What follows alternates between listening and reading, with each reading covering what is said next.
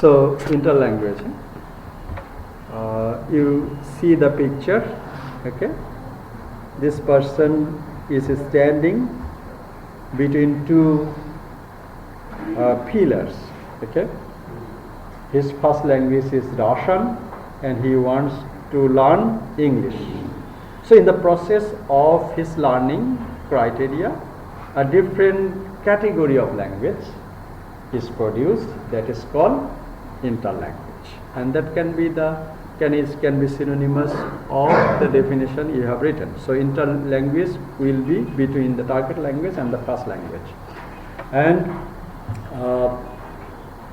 in case of interlanguage, other things will be used, that is fossilization and other things. So interlanguage is an important aspect of the study of second language acquisition.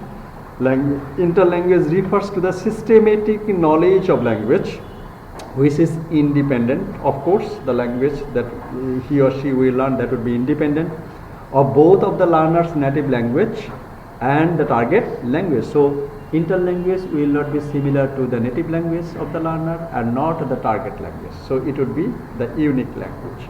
And that is to say, it is neither the system of the native language or that of the target language.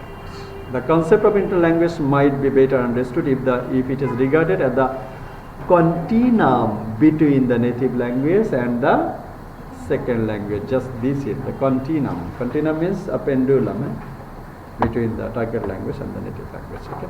And this is the person who developed that idea, that is the interlanguage. He is Larry Selinker. Larry seems like the Bangladeshi person, Selinker. So Larry Selinker is a professor emeritus of linguistics at the University of Michigan and the former director of the University English Language Institute. He developed the idea of interlanguage. So Selinker's most well contribution to the field of second language is the concept of interlanguage. So he first introduced interlanguage in his 1972 paper of the same name, which built on Pete Corder's 1967 article, The Significance of Learner's Error. So in the last stage of the previous video clip, that you can say that the interlanguage might be the effect of error analysis.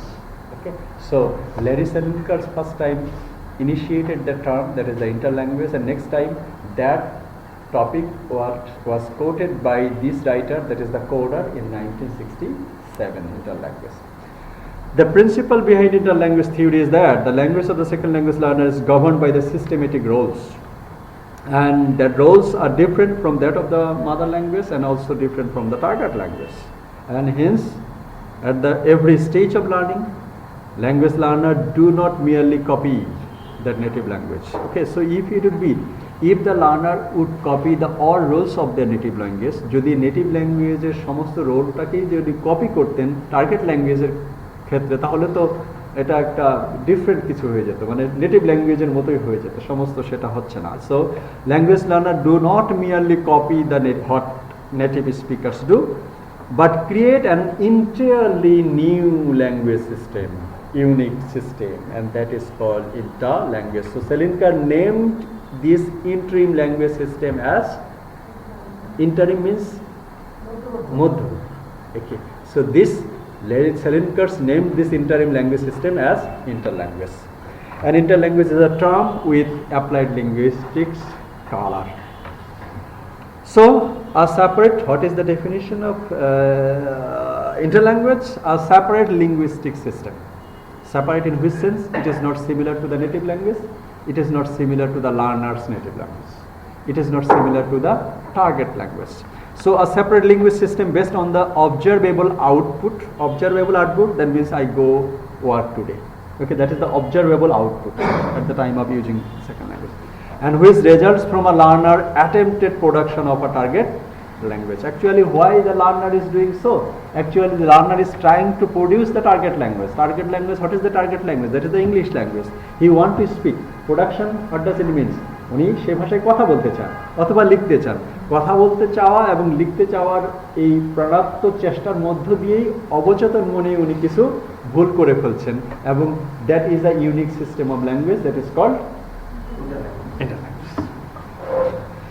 So in 1972 paper, Selinker proposed this interlanguage have all the normal properties of natural languages. So it is unique. It is not similar to the native language. It is not similar to the target language. But Selinker said that it has the component of a normal language. And for this reason, he said it's a unique. In other words, they are systematic and bound by rules in the same manner as any other language. So interlanguage, first language, second language, language for a special purpose. Just these are the special category of the language, target language. So Selinker said that interlanguage is a special category because there are some ways, there are some rules, systematic components are there in interlanguage. So that is interlanguage. So what we have gone. So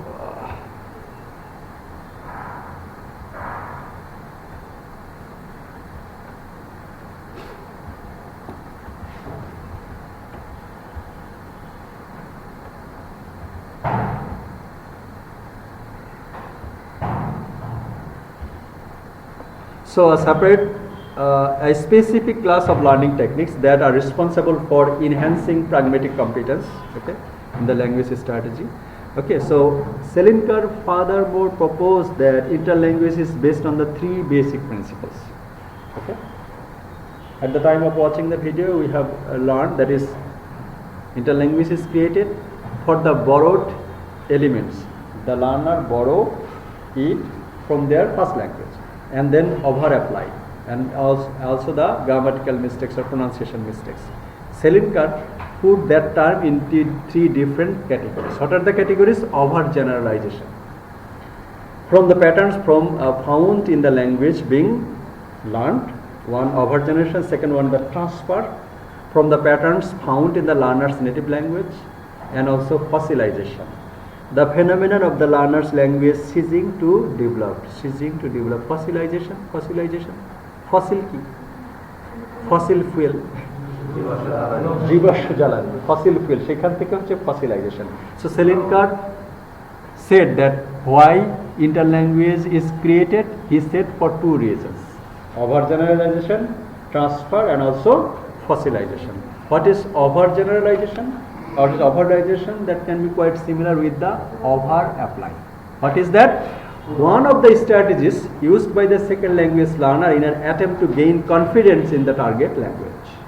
Okay, so the strategy overgeneralization is a strategy language learner wants to apply. In constructing a sentence in English, either written or spoken, tense play a very important role. In English, each sentence is marked for tense. There is an example. Because you didn't get an interview after putting in a job application, you will never be able to get a job. So an example of our generation that everyday life would be assuming that because you didn't get an interview after putting in a job application, আপনি job application দেওয়ার পরে ইন্টারভিউতে call পান নাই, you will never be able to get a job from the common experience that they have given the overgeneralization. So definition of overgeneralization, what is that? That is to generalize excessively. Overgeneralization, that means generalizing excessively. কোনো একটা নিয়ম শিখে সেই নিয়মটাকে সব জায়গায় ব্যবহার করা, just like the examples of yes no very good. Yes no very good একটা ইংরেজি উনি শিখিয়েছেন, এখন উনাকে যাই বলেন ওই তিনটা ইংরেজি ব্যবহার করেন। That is the true example of over generalisation. Understanding some rules of a language, he or she tries to apply that language excessively. That is overgeneralization. To make excessive vague or general statement about something or someone, of course, I am guilty there of grossly overgeneralizing or caricaturing. These are examples. So the learner's own way to make the rules of the second language because of their incapability of differentiate between L1 and L2. What does it mean? That means the example I have put, that is আমি ভাত খাই, এটা হলো বাংলা ভাষায়, আমার পরে সাবজেক্টের পরে কি আছে, নাউন, তারপরে হচ্ছে খাই, এবং এই নিয়মটা উনি জানার পরে সেকেন্ড ল্যাঙ্গুয়েজের ক্ষেত্রেও ওই একই নিয়মটা ব্যবহার করতে চান, এবং এই জন্য উনি যে মিস্টেকটা করেন এবং সেই জন্য একটা ডিফারেন্ট ভাষা তৈরি হয়। আই রাইস ইট, এই আই রাইস ইট এটা হলো ইংরেজির ভাষারও না, আবার বাংলা ভাষারও না। এই ধরনের মিস্টেকটাই হচ্ছে ইন্টারল্যাঙ্গুয়েজ। অ্যান্ড কেন হয়? This is happened for the cause of overgeneralization. So overgeneralization is the phenomena when one overextends one role to cover instances to which that role doesn't apply. উনি যে নিয়মটা ব্যবহার করতে চাচ্ছেন সেখানে আসলে সেটা ব্যবহৃত হয় না, but he is confident এটা হয়ে থাকে। Okay, so that is overgeneralization. Okay, second one is the language transfer. And for the cause of language transfer, interlanguage is created. A new theory called the interlanguage theory posits that people's cognitive system is stored an independent language structure, and that can derive from language grammars as the person learns them. This theory defines language transfer as one of the strategies that support language acquisition. Okay, so transfer means এক জায়গা থেকে আরেক জায়গায় নিয়ে যাও।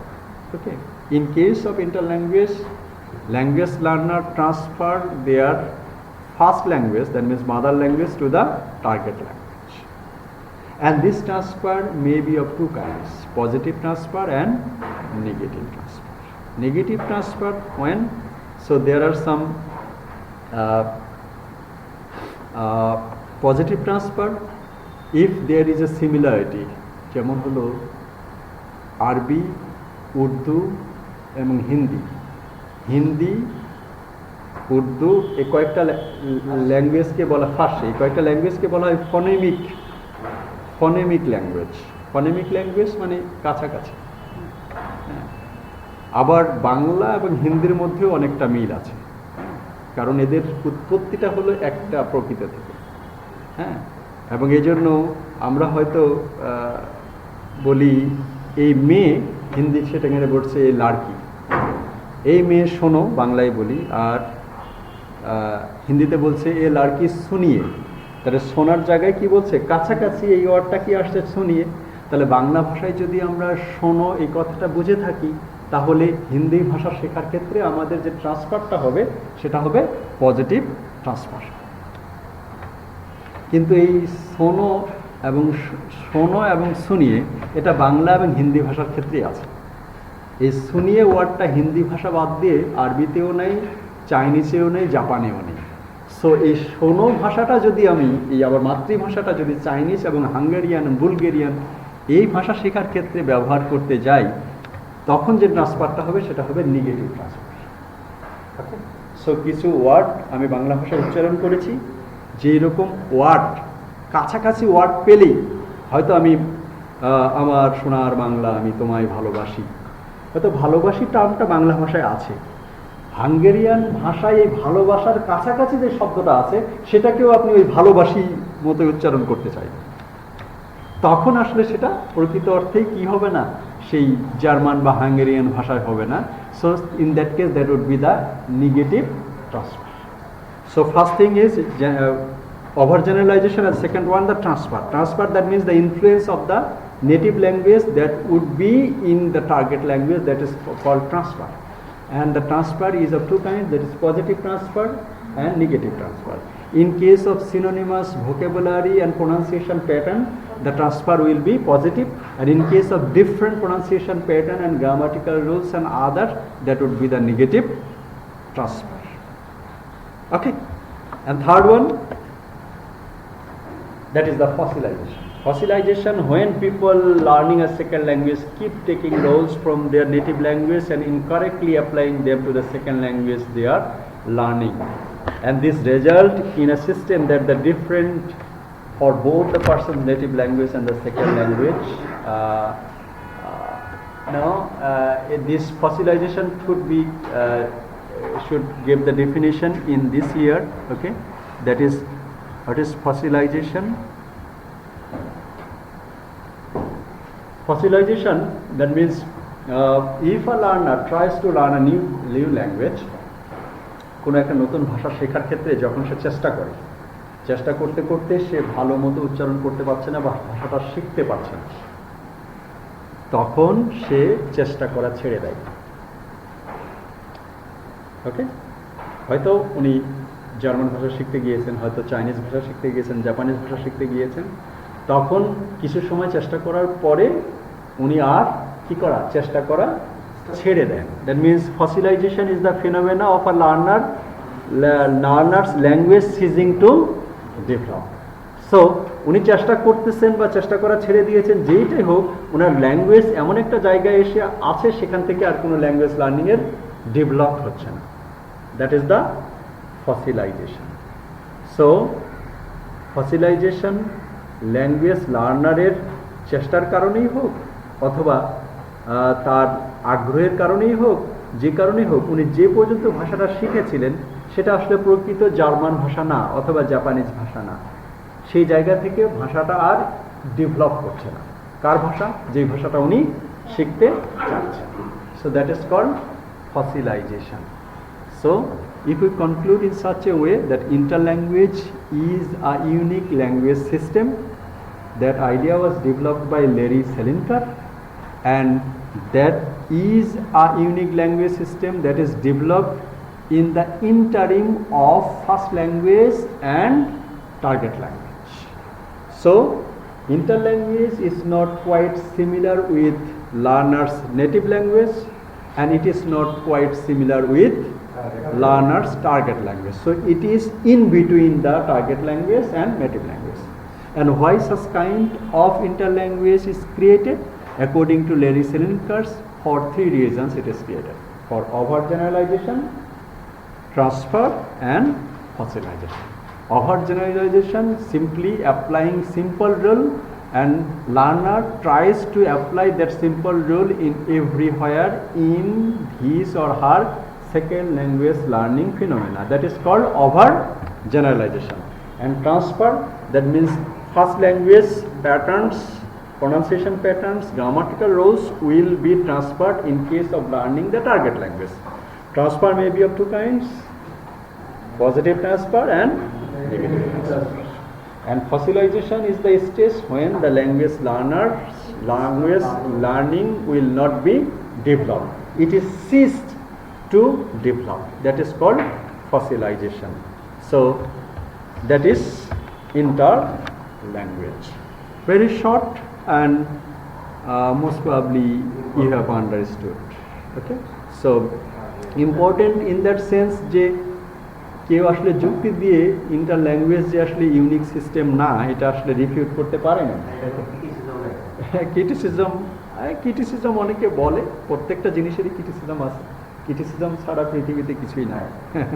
Criticism will be asked, but Selinker wanted to put it in such a way that this is the unique system, and also in the process of error analysis